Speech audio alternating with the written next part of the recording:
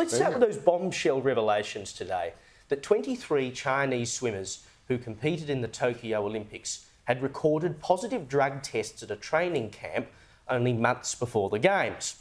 The drug in question is trimetazidine, and it's been revealed that the Chinese anti-doping agency secretly cleared the swimmers. China, which is their anti-doping authority, ruled the positive tests were the result of contamination, a finding which was then accepted, strangely, by the World Anti-Doping Agency. I can't work out, Joe, if China has found 23 of these people have been using this drug, which is used to treat angina. So the thinking is that it brings more blood flow to the heart and therefore gives you better physical endurance in whatever you're doing.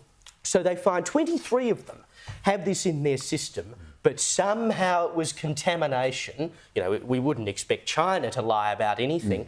And the World Anti-Doping Authority, WADA, just ate it up and said, no problem here. I know they weren't on drugs at the Olympics, but if they were using it during training, then it's given them a leg up in their preparation for the Olympics. I have got so much to say about this. Firstly, China.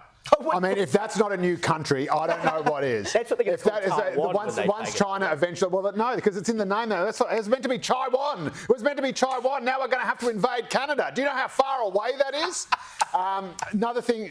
I think we should just give up on dope controls altogether. Clearly, there are no rules in sport anymore. There's no men's, no women's. You know, everyone's allowed to compete in everything all the time. I say just go for it. I reckon the missile, James Magnuson, was right. Just have an absolute free-for-all. Get shredded for stereo. Get puffed up for summer. Just get out there. Who cares if your testes shrink to the size of sultanas? It doesn't matter. It's not fair anyway. I don't want to get up at 4 in the morning and train for 5 hours. So does that mean that I can't be a championship swimmer? Tell me that's fair. This is absolute bollocks. And again, Caleb, you hit the nail on the head. The one thing that I really can't get my head around in this story is that you are telling me on national television, as a man of honour and truth, that China has been less than honest about a medical issue? Never.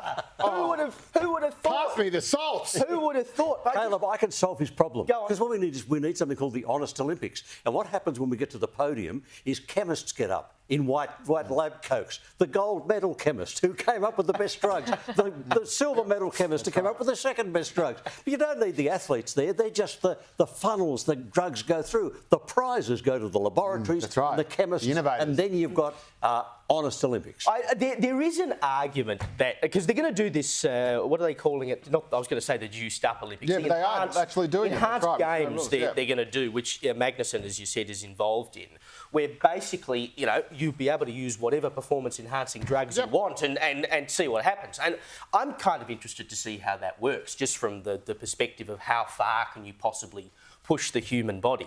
But, you know, when we're talking about real sport, and I'm not going to call the enhanced games real sport, but when you have to compete at a natural level, Evelyn, I cannot get over the fact that the World Anti-Doping Agency would just sort of unquestioningly accept what China told them, which was that it was contamination. And if you look at other people who've been scrubbed out for doping, not only in swimming. I mean, let's not forget about Shane Warne when he got scrubbed out of cricket for a year because he'd taken a diuretic, an anti-inflammatory that his mother had given to him. Shayna Jack got scrubbed out of Australian swimming for doping. But if you're a Chinese swimmer, no problem. Oh, it was just contamination. Pull the other one. Yeah, I think that, you know, they haven't been able to fool us. They may have been able to fool whoever's in this jury, so to speak, but it's as though someone has accused China of being corrupt, and you know who's investigating whether China's corrupt? China, you know. You know what they did to WADA? They threatened to block their imports of wine and lobsters. Yeah, I know. Just like they did to us. But surely now there has to be a full and frank investigation, Freya, from the Olympic... I know who could conduct that. Yeah, China. But they have to have a full and frank investigation because... you've got a lot riding on whether or not you win those gold and silver medals, and if these results are overturned, from Tokyo, the US would be eligible for gold medals and Australia would be eligible for silver medals. And there's so much stuff that goes into that, you know, the funding levels that governments give to sport, etc., all contingent on this stuff. You expect if you're going to the Olympics and you're competing fairly, that you will be competing on a fair, level playing field with other people, and even the World Anti-Doping Authority swept it under the carpet. 100%. It seems like there's a massive double standard being applied to China.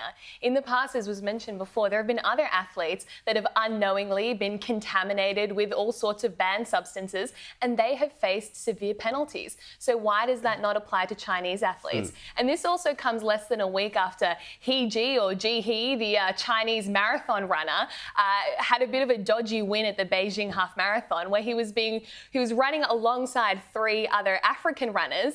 And then at the very last moment, they pointed to the finish line, ushered for him to go in front of them, and then he claimed the victory. And it's like, is that sport? It can't. We have to think about what is the definition of sport. Perhaps the authorities are worried that there might be a Wuhan leak number 2. So they're like, you know, let's not offend China.